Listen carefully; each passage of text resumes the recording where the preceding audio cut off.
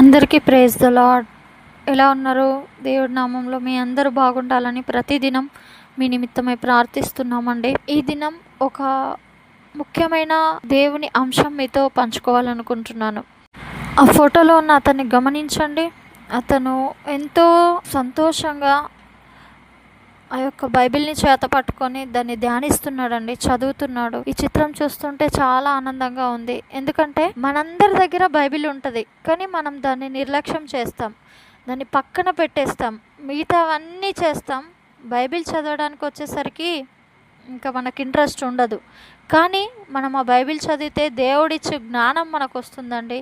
ఆ బైబిల్ మన చేతిలోనికి రావడానికి కొన్ని వేల మంది హతసాక్షులయ్యారు. కొన్ని వేల మంది వారి జీవితాలనే కోల్పోయి ఆ బైబిల్ని ముద్రీకరించారు. మరి ఆ బైబిల్ని నిత్యము మనం చదువుతూ ఉంటే తల్లిదండ్రులతో, పిల్లలతో, తోటివారితో, మన బంధువులతో, స్నేహితులతో ఎలా మనం జీవించాలో ఆ యొక్క దేవుడు అందులో లిఖించాడండి. మరి దాన్ని చదువుతూ ఇక నుండైనా ఆ యొక్క దేవుని మార్గంలో నడుద్దామా మనందరం?